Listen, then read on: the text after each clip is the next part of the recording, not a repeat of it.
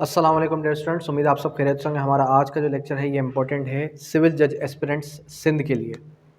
जैसे कि आप सबको पता है कि सिंध के अंदर सिविल जज की सीट्स अनाउंस हो चुकी हैं और 58 सीट्स अनाउंस हुई हैं, जिसकी लास्ट अप्लाई करने की जो डेट है वो 21 अप्रैल 2025 है। और इसके लिए आप सबको पता है कि क्राइटेरिया जो है इसके अंदर 2 इयर्स प्रैक्टिस रिक्वायर्ड है। अच्छा, अब एक जो है बहुत बड़ी कन्फ्यूजन थी स्टूडेंट्स को कि सर किसी की एज 31 है, किसी की एज 32 है, किसी की एज जो है 32 ईयर्स और कुछ डेज़ है। तो 3 इयर्स का जो एज रिलैक्सेशन गैप है वो किस तरीके से पता चलेगा? तो सो वेरी सिंपलेस्ट, इसके अंदर आपको जो है ज़्यादा डिटेल में डेप्थ में जाने की हरगिज़ ज़रूरत नहीं है।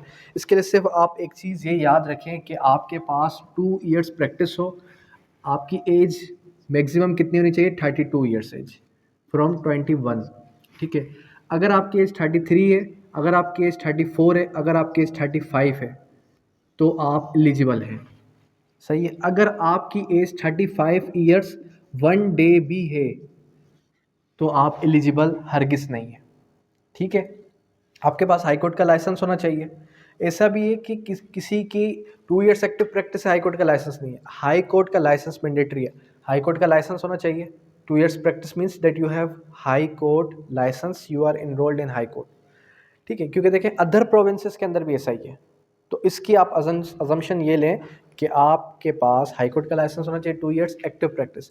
अब कुछ स्टूडेंट्स कह रहे हैं कि सर क्या हमने जो 6 मंथ्स प्रैक्टिस की है लाइसेंस आने से पहले वो भी काउंट होगी या नहीं होगी? So very simplest, enrolment date का जो फर्स्ट डे होगा वहाँ से आपकी जो है प्रैक्टिस स्टार्ट होती है।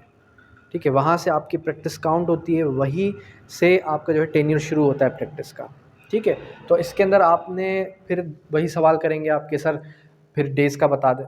तो देखें 32 ईयर्स, 33, 34, 35 से अबव एक डे भी काबिल बर्दाश्त नहीं जिस दिन आपने अप्लाई किया है। अब आते हैं किसकी तरफ कि जो प्रोविंशियल गवर्नमेंट या फिर फेडरल गवर्नमेंट में जॉब कर रहे हैं, तो फिर जॉब करने वाले का क्या सिस्टम है? तो उनके लिए ये है कि वो 3 इयर्स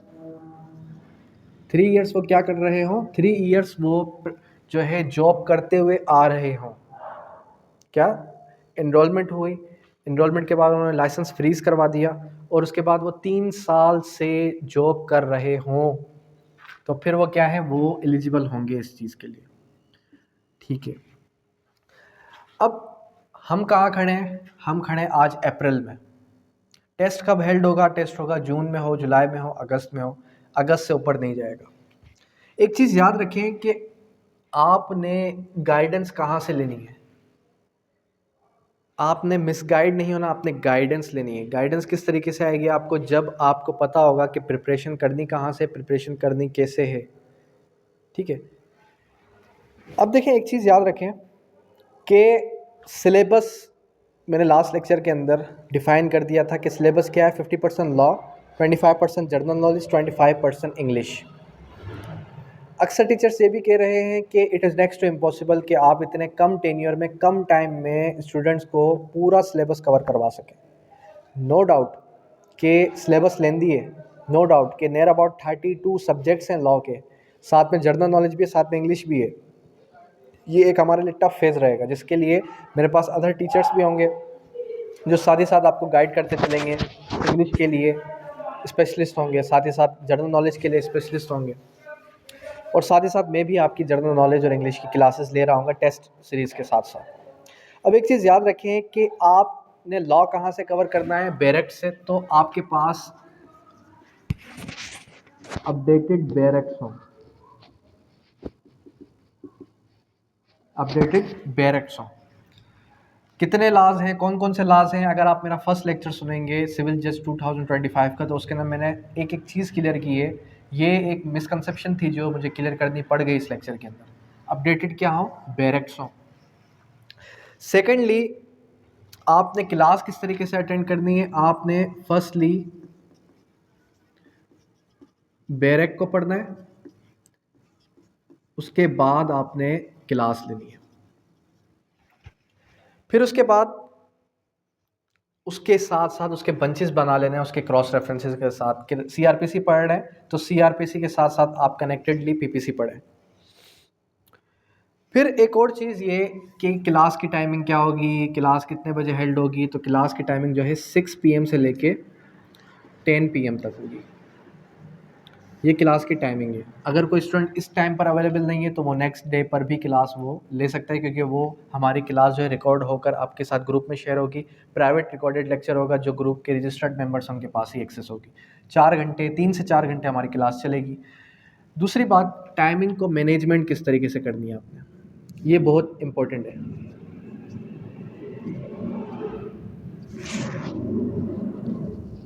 टाइम मैनेज नहीं हो रहा होता स्टूडेंट से। एक चीज़ याद रखें, आपने मिनिमम 10 से 12 घंटे स्टडी को देने हैं इस टेन्योर के अंदर। 3 से 4 महीने के टेन्योर के अंदर 10 से 12 घंटे स्टडी को देने ही देने हैं। जो मेरे साथ चलेंगे स्टूडेंट्स, जो मेरे साथ 3 से 4 घंटे पढ़ रहे हैं, उससे एक्सक्लूडेड 10 से 12 घंटे देने हैं।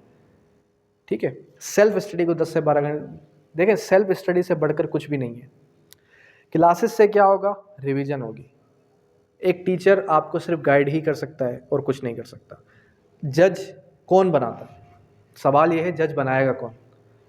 आपको आपकी ज़ात ही जज बना सकती है और अल्लाह की ज़ात जज बना सकती है। खुद पर और अल्लाह पर यकीन रखेंगे तो आप जज बन सकते हैं। किसी और टीचर पर रिलाय ना करें, किसी पर ऐसे रिलाय ना करें कि ये टीचर मुझे जज बनाएगा। मैं, कोई और टीचर्स या आपका कोई भी जो है गाइडर है जिसके पास आप कोचिंग ले रहे हैं, वो आपको कभी भी जज नहीं बनाएगा। वो सिर्फ और सिर्फ आपको कोच कर सकता है, वो आपको गाइड कर सकता है। जज आपको आपकी अपनी ज़ात बना सकती है। ठीक है, मैं स्टूडेंट से अक्सर कहता हूँ कि if you want to be a जज, थिंक लाइक अ जज, बिहेव लाइक अ जज। और चीज़ों को इस तरीके से पढ़ें कि जिस तरीके से जजेस पढ़ते हैं।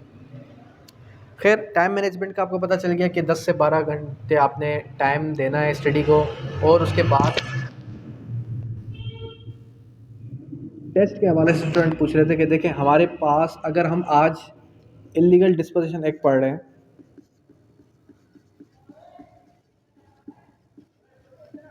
तो इलीगल डिस्पोजिशन एक्ट अगर हमने आज पढ़ा है तो नेक्स्ट डे पे इसका टेस्ट होगा। ठीक है, नेक्स्ट डे पे इसका टेस्ट होगा। ये ना सोचें कि आज पढ़ लिया तो बस ठीक है फिर हम फिर देखेंगे। अच्छा, बीच बीच में जब मुझे ऐसा लगेगा कि आज 15 दिन गुजर चुके हैं, आज 20 दिन गुजर चुके हैं, तो मैं आपका कंक्लूसिवली एक मॉक टेस्ट भी लूँगा। मॉक टेस्ट किस तरीके से, कुछ मॉक टेस्ट में प्रिपेयर कर चुका हूँ और सब्जेक्टिव वाइज मैं मॉक टेस्ट प्रिपेयर कर रहा हूँ, उस पर मेरी वर्किंग जारी है।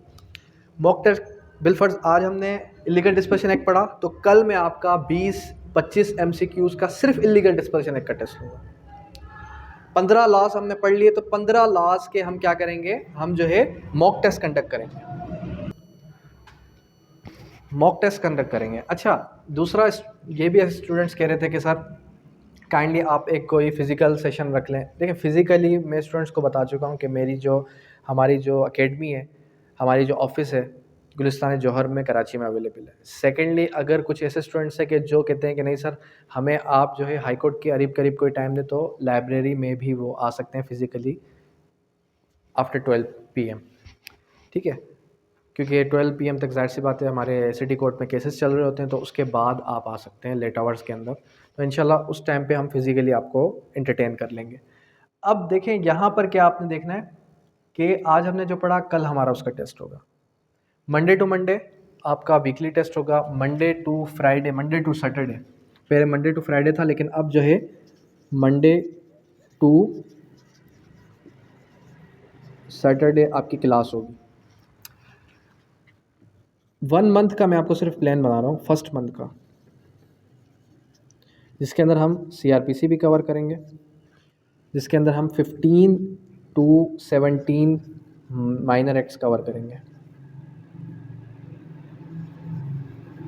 वो कौन कौन से माइनर एक्ट्स हैं मैं ग्रुप के अंदर ऑलरेडी डिस्कस कर चुका हूँ। और अगर हमारे पास टाइम बच गया तो हम PPC को भी कवर कर जाएंगे।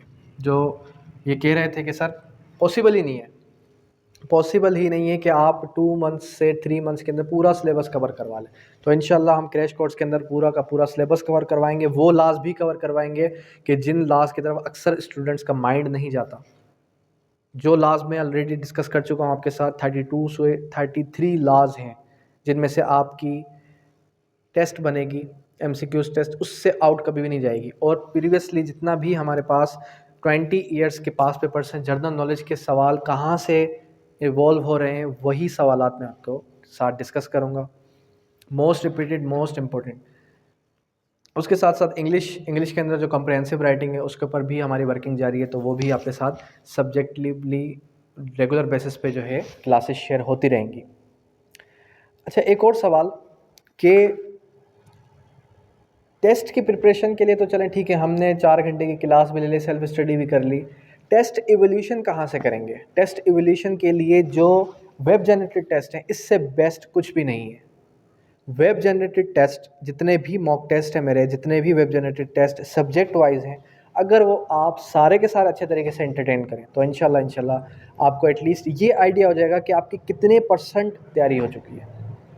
ठीक है, आई होप सो कि इस प्लान के साथ अगर आप चलते हैं, चाहे आप मेरे साथ चलें, चाहे आप खुद सेल्फ स्टडी करें, इसमें कोई वो नहीं है कि आप मेरे पास पढ़ेंगे, किसी के पास पढ़ने की ज़रूरत नहीं है।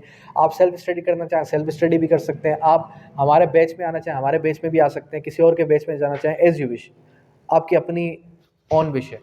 तो खैर, क्लासेस जो है वीकली बेसिस पे यूट्यूब पे भी अवेलेबल होंगी, कुछ बाकी जितने 80% हमारी प्राइवेट होती हैं, तो वो इंशाल्लाह उसमें भी आपकी लर्निंग होगी। ठीक है, अब यहाँ तक कोई क्यूरी, कोई भी सवाल हो तो आप कर सकते हैं। Thank you, that's all.